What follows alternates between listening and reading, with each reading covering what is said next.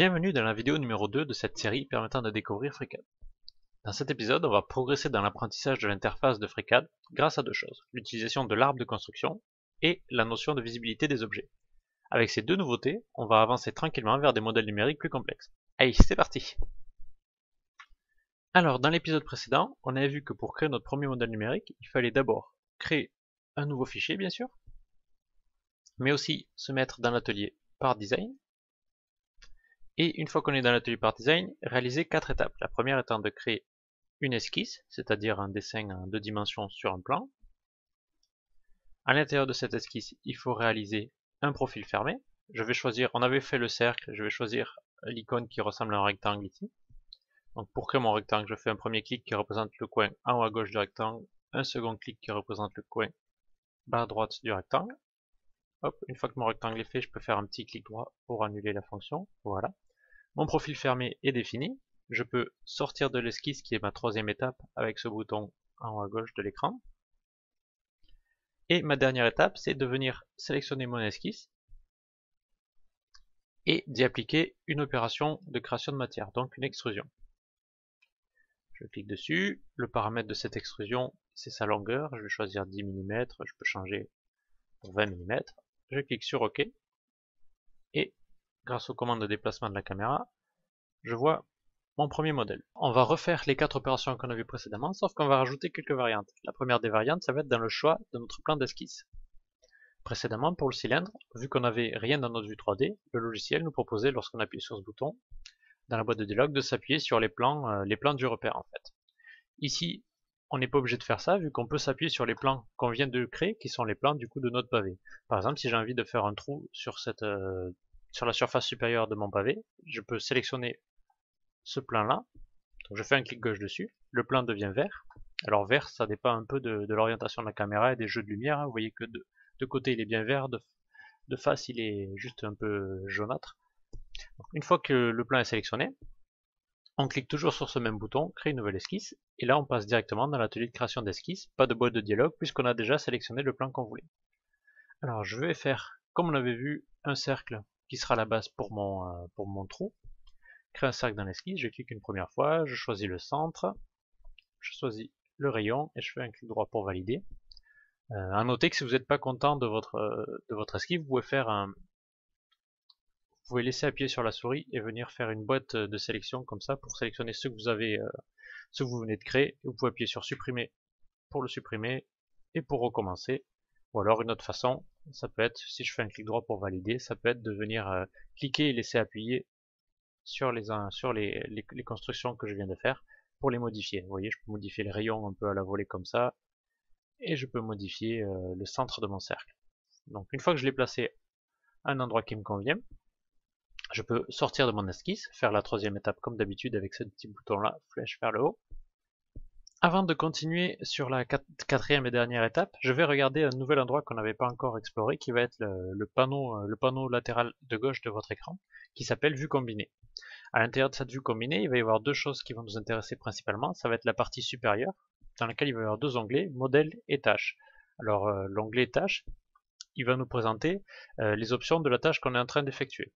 Donc pour l'instant, vu qu'on n'en fait aucune, il nous fait des suggestions de tâches, mais pour l'instant, on ne s'en préoccupe pas.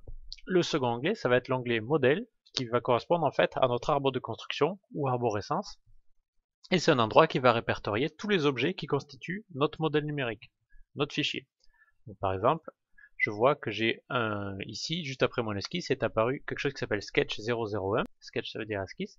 Et quand je clique ici dans mon arbre de construction sur Sketch, je vois que mon esquisse de cercle est automatiquement sélectionnée. Et inversement, si je sélectionne mon esquisse dans la vue 3D, à gauche dans l'arbre, on voit bien que ça correspond et que mon sketch est sélectionné.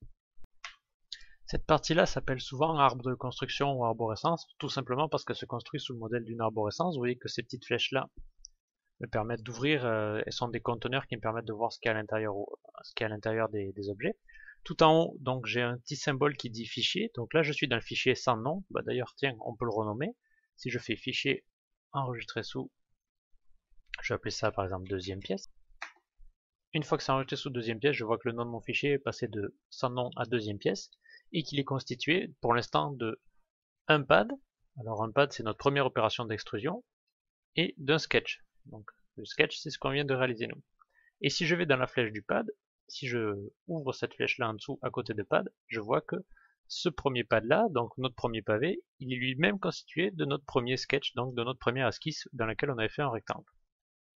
Voilà un peu pour l'explication de l'arbre de construction. L'arbre de construction, c'est cette partie-là qui va contenir toutes les opérations et tous les objets que contient notre fichier. Dans un souci de lisibilité, on va renommer les opérations qui se trouvent à l'intérieur de notre arbre de construction. Par exemple, là, mon sketch 001, qui est mon cercle, je vais l'appeler, je vais faire un clic droit dessus et aller dans renommer. Le raccourci, c'est F2. Je vais dans renommer, je le renomme cercle, par exemple. Donc là, je sais, ce symbole-là veut dire esquisse. Je sais que j'ai un dessin en 2D d'un cercle.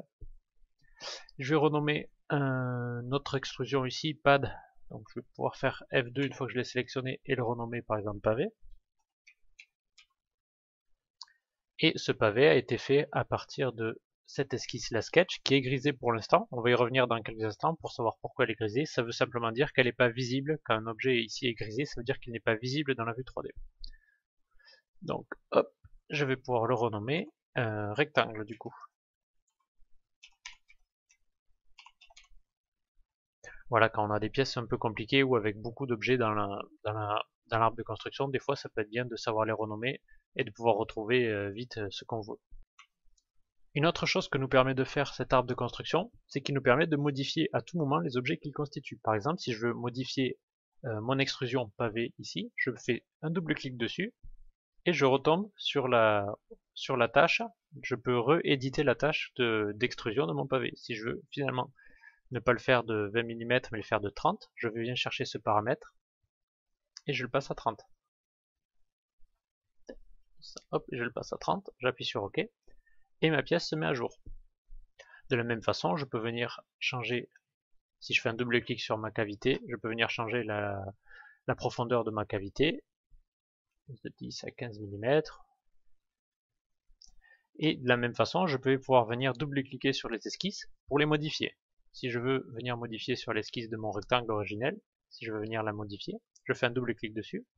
Je repasse dans la vue d'esquisse, mais là j'ai un petit problème. J'ai ma pièce en fait, mon esquisse est au niveau de ce plan-là, mais ma pièce m'empêche un peu de la voir correctement. Alors ce que je peux faire, c'est que je vais sortir de cette esquisse et la valider. Et avant de rentrer dedans, je vais venir la rendre mon rectangle plus poche invisible. Donc je le sélectionne, j'appuie sur espace. Et maintenant, lorsque je vais double-cliquer sur l'esquisse rectangle, je vois que ma vue est dégagée, je peux le modifier. Si je prends des coins, je fais un glisser, je fais glisser ma souris, je laisse appuyer et je relâche à l'endroit qui me convient. Hop, je ferme. Je peux soit cliquer sur fermer ici pour fermer ma tâche en cours. Ma tâche en cours, c'est l'esquisse. Ou sortir et valider mon esquisse. Une fois que c'est fait, je peux refaire apparaître mon pavé pour voir le rectangle donc avec ses nouvelles dimensions. Ou ma pièce totalement mise à jour avec le rectangle plus la poche. Je clique dessus, j'appuie sur espace. Voilà un peu les manipulations qu'on peut faire avec l'arbre de construction. De la même façon, je peux venir modifier l'emplacement de mon cercle. Si je fais un double clic sur l'esquisse cercle, hop, je vois que mon esquisse est sur ce plan, sur la face supérieure de mon pavé, et je peux venir cliquer ici sur le centre du cercle et venir le déposer ailleurs, et appuyer soit sur la touche fermée qu'on a vue, soit sur la touche sortir de l'édition d'esquisse. Tout ça, ça va fermer l'édition d'esquisse, mais si on veut voir en temps réel les modifications qui vont être faites, je peux venir cliquer sur cette touche ici, dans la tâche esquisse, touche mise à jour. Donc je clique dessus, et je vois que la mise à jour se fait, que mon trou se trouve à un nouvel endroit sélectionné. Je sors de l'esquisse. Une dernière précision, sur le panneau vue combinée à gauche, on peut aussi, l'interface de FreeCAD étant assez modulable, on peut soit le faire disparaître ce panneau, cette vue combinée, soit la déplacer et la mettre à d'autres endroits de votre vue si ça vous arrange. Mais je pense que le mieux c'est de la laisser à gauche comme elle est par défaut. Par contre, si jamais vous la faites disparaître par erreur, je vais vous montrer avant de finir la vidéo où est-ce qu'on peut le faire revenir. Pour ça, il faut aller tout en haut dans Affichage, Panneau, et là on va retrouver notre vue combinée. On clique dessus et notre vue combinée revient. On arrive à la fin de cette vidéo. Comme toujours, si vous avez des questions, des suggestions ou autre, n'hésitez pas à laisser un commentaire. Et puis si les tutos vous plaisent, à cliquer sur le pouce en dessous de la vidéo. Alors dans la prochaine vidéo, on va aller voir du côté des options de FreeCAD, puis on se concentrera sur la création d'esquisses et les contraintes d'esquisse. A tout de suite!